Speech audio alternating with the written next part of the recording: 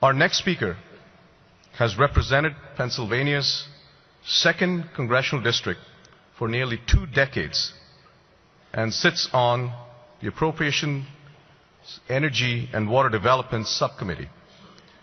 He's a tireless advocate for STEM education and energy research. Congressman, I had the privilege of visiting your district and spend some time with you, and I greatly appreciate your hospitality. Please join me in welcoming Congressman Chaka Fattah.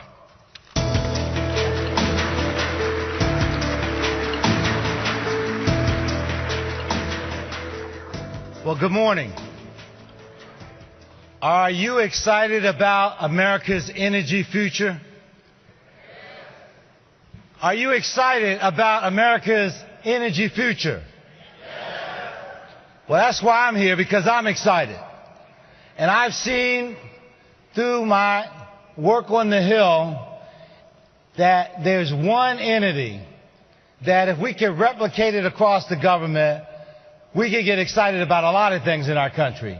ARPA-E, its work, its focus on innovation has unleashed great potential in terms of our energy future. Please give our Deputy Secretary and the leader of ARPA-E, Dr. Majumdar, a big round of applause for his great work, his great team, his great leadership. Now, I have been far and wide looking at and understanding where we are in energy, from our national laboratories at Sandia and Los Alamos to the energy innovation hubs. I've seen the Aragon and other facilities where work is being done to develop the best technologies to power our country and our economy forward.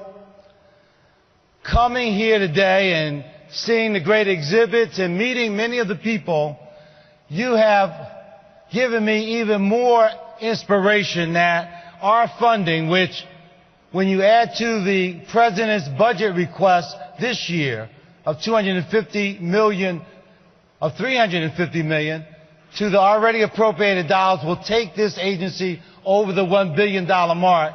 This is some of the best dollars that we can invest in the federal government, investing in you and the know-how that you bring to the task of empowering and bringing energy to the most important economy in the world. Now, I've seen that we have now a new battery technology out of a city like Newark that could power a car for some 300 miles. ARPA-E made that investment, and we see that new technology coming forward.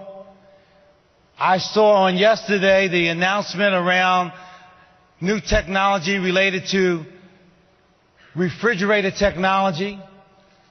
Again, another investment by ARPA-E. I've seen in Philadelphia using and taking the power generated by the stopping of trains in our city to use it to power batteries that can power our entire transit system.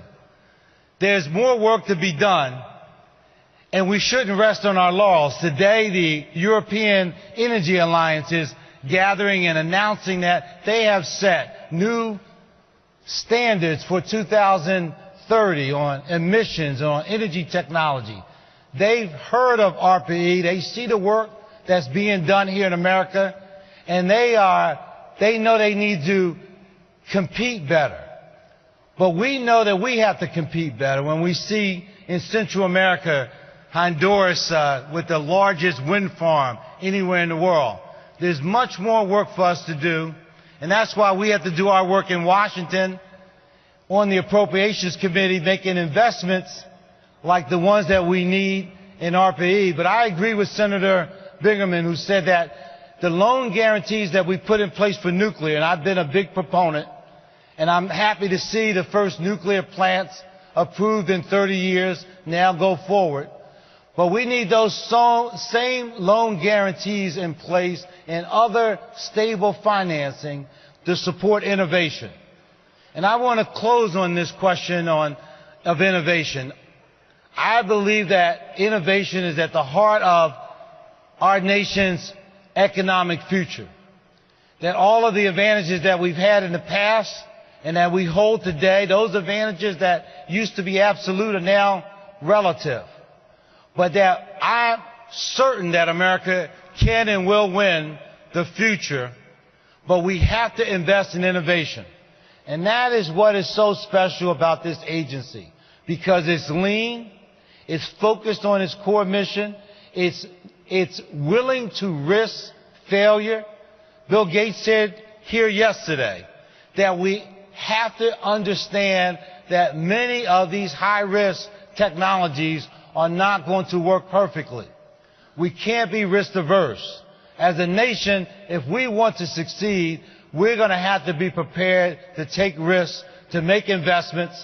And there's so much noise in the Capitol these days about whether we should be making these investments. There's no uncertainty about the fact that if we don't make these investments, we will have to cede our global leadership position. And we know one thing for certain, that this administration and the bold leadership it showed in creating ARPA-E, in supporting the American Competes Act and the funding necessary in the stimulus bill to invest in new technologies and energy, have really propelled America forward. And we've said to all those who have joined us on the field of competition, we welcome you to the competition, but America's going to be number one. Thank you. Good morning. Let's be excited about America's energy future.